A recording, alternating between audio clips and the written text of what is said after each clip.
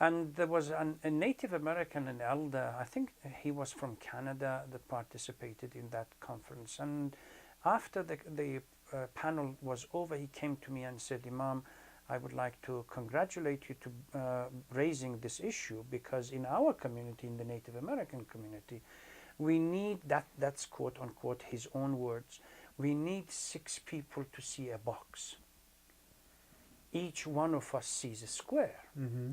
And this is the whole essence of community versus individual. The whole if you versus have any the less part. than 6, there is a side of the box you're which not is seeing. absent, exactly. You're not seeing This it. is, yeah, this is why Yeah, and that may be the side where the heart of the problem lies. And this is exactly the point that you raised, where there is a whole, and the perception of a whole becomes much more developed and much more precise than the perception of the individual, because everyone pours in their square towards the box. Mm-hmm. So, I mean, once we dispel this, we're going back to the original question. I believe every religion or faith, if they are serious about human soul, Mm-hmm. they cannot be absent-minded about spirituality. Okay. These two have some kind of connection. Would it be accurate to say spirituality is the perspective or practices by which the soul is nurtured? However we define it, I mean, we have to go back to the tenets of that faith. If they want my own opinion is that if a faith wants to establish what we call a just society, Mm-hmm. or a communal society, or a peaceful society, they have no alternative but to develop some kind of a program for human soul. They have Okay. to work with human soul. And working with human soul leads us towards this notion of spirituality in each faith.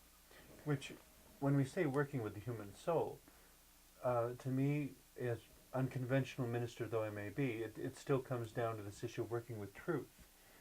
Not superimposing truth, but working with whatever truth we find there. We see this is now, you are moving into a point where people begin to have some kind of criticism as exactly what constitutes truth Okay. within each faith. Well, which is a broader discussion than we can deal with in the next Exactly. half hour. So But this is why I try to avoid the phrase truth, because some people might consider it to be a subjective issue. Some people might say, well, this is a relative issue, etc. Let me qualify it. If we're working with the metaphor of the box, we have 6 individuals so that we can see 6 sides of the box. If we only have 5 individuals, and we know that we're dealing with a 6-sided box, sometimes the institution will simply try to find a volunteer, any volunteer, to report on the 6th side of the box. It may be a side that is not appropriate to the only volunteer they can find, however. If for example, the one voice missing were the perspective of femininity, but there were no women available to report on it. So we put a man there and said, tell us what that side of the box looks like. And you have a man trying to report about femininity, it gets skewed because You see, that the example you are giving or metaphor that you are using is top down. We decide who represents what side of the box. Yes.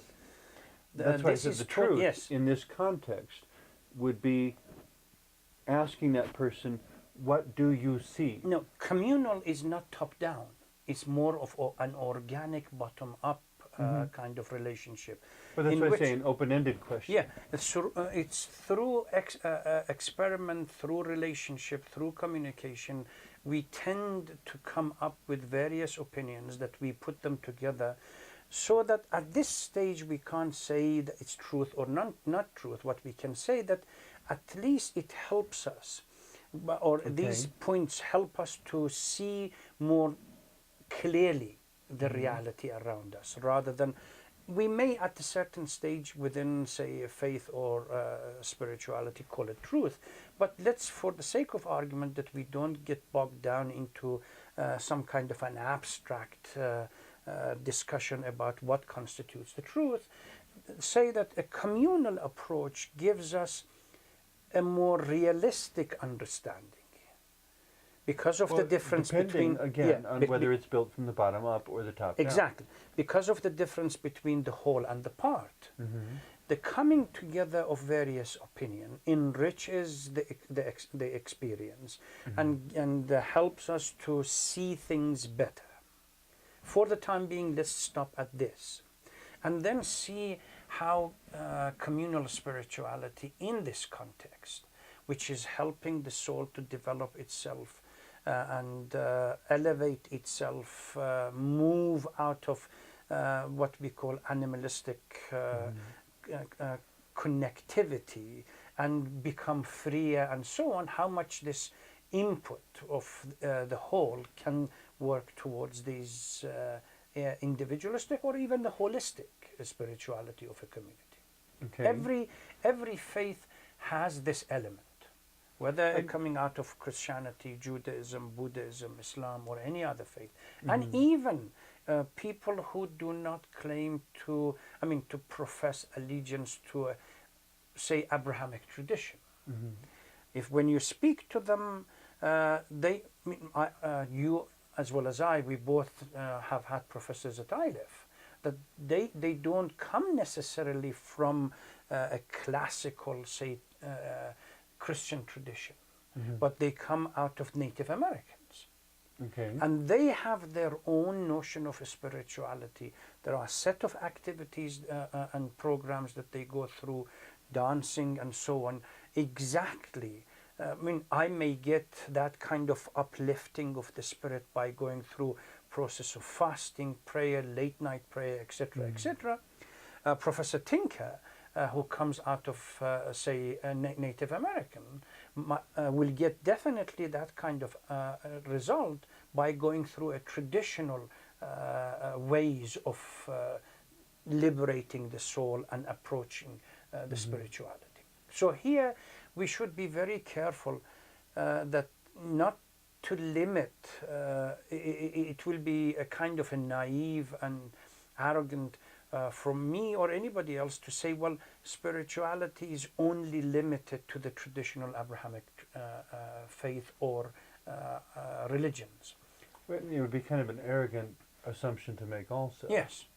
So other people have their own tradition. Well, which is where I understand ultimate truth is something we will never be able to pin down within this show. I persist in nevertheless embracing or accepting the notion of individual truth, to be able to ask someone what is true for you. And I suppose in a sense it might be compared to a courtroom sequence, in that when someone is put on the witness stand, they can tell what they saw, what they heard, what they felt, what they interpreted, but they cannot say what is true beyond their perception.